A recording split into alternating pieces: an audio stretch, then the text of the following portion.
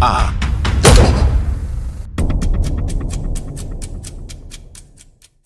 Notadong mass base ng New People's Army itong sitio Tagaytay ng Barangay Savoy, Matanao.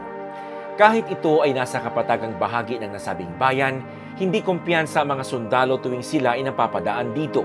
Ngunit dahil hindi kaaway ang turing sa kanila ng gobyerno, bagkus mga biktima lamang ng panlilinlang, ay isa pa rin ito sa benepisyaryo ng Community Support Program ng kasundaluhan.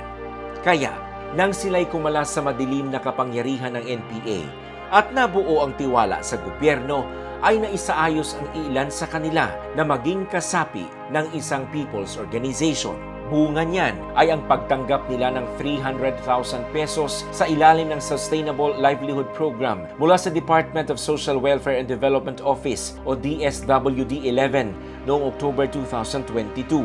Isang sari-sari store ang kanilang ipinundar na sa ngayon ay naging maayos naman ang takbo.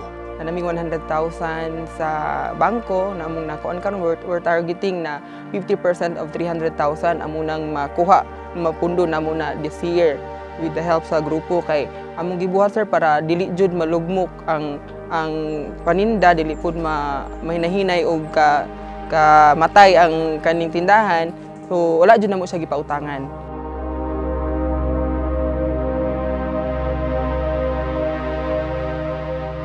Dahil sa mga pangyayaring ito sa nasabing asosasyon, labis-labis ang tuwa ng sitio government ng Tagaytay.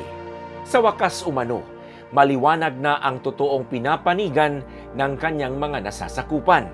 Dako kayo kong pasalamat sa ato ang gobyerno.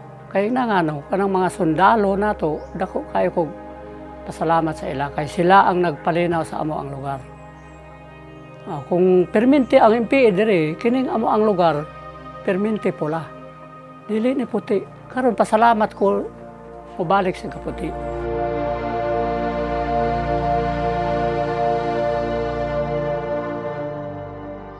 This is